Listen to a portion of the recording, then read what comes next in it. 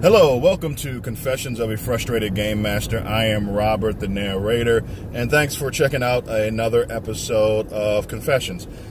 So I'm on the road, running around, just came from my friendly local game store, and wanted to throw an episode up about a topic that I've been thinking about for a little while now. And that topic is the topic of new experiences. I have been working on my fantasy heartbreaker for many years now. I've also been working on another game peripherally, just off to the side, not really trying to do much with it, just some old mechanics ideas that I've had for a while. But my fantasy heartbreaker, I've been working on that for a very long time with the idea that at some point I want to hold it in my hand as what looks like, a semi-professional product that I can look at and have on my shelf. And beyond that, I really hadn't made any decisions. During this process, it has really reinforced to me that I and a lot of other folks that I interact with because of my channel are really unique in the hobby. Of course, not everyone does a YouTube channel or podcasting in regards to the hobby.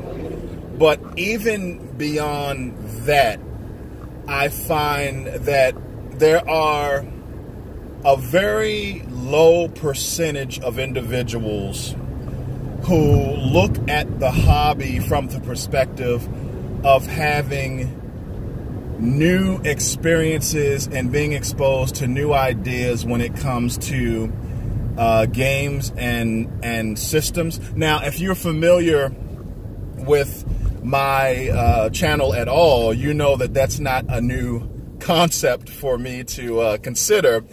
But I'm not just talking about a setting or a particular game system. I'm talking about the overall idea that there is a large majority of hobbyists who find a game or a system and don't want to be exposed to anything else, or at least they don't have that fascination with new experiences. That's something that I'm really finding that's being drilled into my head as I try the process of getting playtesters.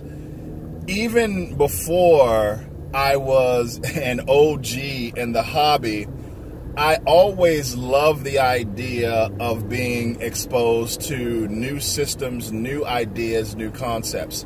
And now that it's probably even more pronounced now that I have almost seen and done it all in the hobby. But as I've always said, if I was just standing around in a game store and a complete stranger walked up to me and said, "Hey, I have this game that I've been working on. Do you want to check it out?" My natural tendency is to say yes. I don't need to know necessarily what the concept is or need to be sold. I just like being exposed to new experiences. And maybe it is a function of maybe being a amateur game designer. Maybe that is just part of the gig. Maybe I'm already kind of weird or special or unique. At least my mom tells me I'm special. But just being a game designer, maybe you have to be a game designer to have interest in being exposed to new ideas and new mechanics and new concepts, and people who have no interest in delving into maybe designing their own game or being exposed to new mechanics. Maybe they just find the game that interests them, and they don't want to be exposed to anything else, new ideas and so forth. And I'm finding it very, very challenging to get playtesters out there. As a matter of fact, outside of my core group of fellow hobbyists here in my hometown, the only other individuals that I have been able to convince to playtest my game are individuals like me who have their own YouTube channels, who clearly want to be exposed to different ideas, clearly who have a level of love for the hobby that they want to be exposed to kind of those new ideas.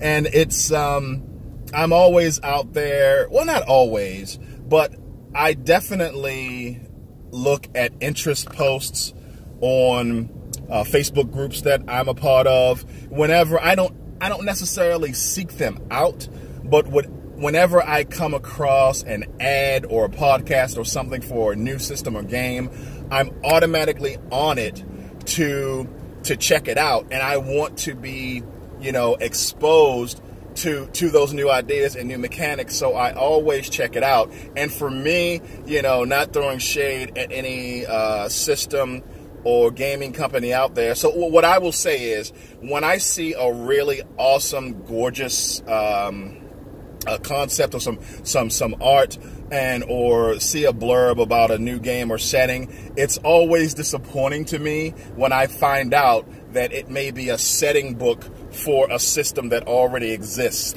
I'm not going to mention any particular systems. I don't want to be, I don't want to be that guy. But yeah, if it's already an established system and it's a setting book that says, hey, just use this setting for a game that already exists, it always makes me a little bit sad, because I love being, excuse me, exposed to new ideas. And I wish there were more individuals out there who felt that way. And of course, even if you're not an OG like me, life gets in the way. So your entertainment time and or dollars, of course, I'm nowhere near talking about dollars for the stuff that I'm working on. But everybody's time is precious, and I completely understand that.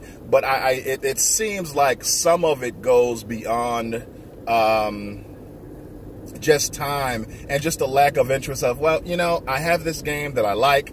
I don't want to be exposed to any other new concepts or new ideas or new mechanics. So I think that there's a little bit or a lot of both going on. And as I said, I just left my my friendly local game store, and actually it's a store that I used to work at. And I went there initially thinking that I was actually going to buy the game that the owner and my former manager at this game store has released with a major gaming company.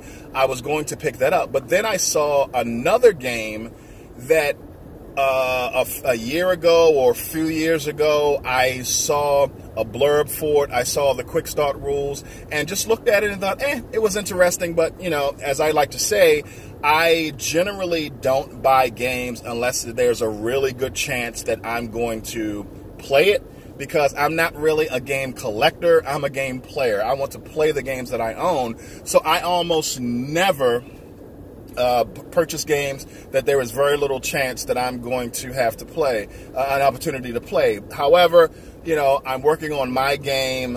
It would be a great to be exposed to kind of different types of layouts. And this game was really great looking when I saw the quick start rule, and I looked at the old Kickstarter for it, and I filed that away, and I finally saw the game on the game shelf at my friendly local game store. So unfortunately, I decided to get this instead of the game that I was going to get, that was written by my former manager, and I wanted to do a review for their game, and they have a little dice set as well that I wanted to pick up and do a review. I haven't done that many review episodes, but I decided to go with this instead, and I'm going to do a review. The game is called Unity. It's a fantasy, I don't know if you can see that with all of the light, but it's a fantasy RPG, and it was probably published by Modifius. Great company, obviously, and but created by another game designer. I think they're just publishing the book as they do, and the book was gorgeous. Just looking at the mechanics seemed a lot simpler than what I remember them coming across as when I looked at like the quick start rules and looked at the Kickstarter. So I decided to get it. I had a little bit of extra money. Probably never going to play it, but the fact that it was gorgeous, I definitely want to look at it for layout purposes, and I also want to do a couple of more review videos for the channel. I said, heck, I'll get it, and I'll probably go back and pick up my former manager's game too, which is also a gorgeous game, and I'll probably go get that. But yeah, I picked it up, and I knew almost nothing about the game other than the fact that years ago, or a year ago or so, I saw the quick start rules, and I saw that they were kickstarting it, and I just looked at it, read a little bit of information while I was there in the store, looked over the rules really quickly, and I picked it up because I love being exposed again to new ideas, new concepts, and I wish that I had a bunch of fellow hobbyists around me who had the time and also the interest to be exposed to new ideas. It definitely would make the job of a amateur game designer much easier, but such is life. So yeah, hopefully I'll be doing a review of Unity, the role-playing game, and yeah, that's all I wanted to talk about. New experiences. How do you feel about being exposed to new games and new mechanics? Do you have time for that in your life, or do you find that your life does not allow for such expeditions into new ideas and concepts when it comes to the hobby? Talk to you later.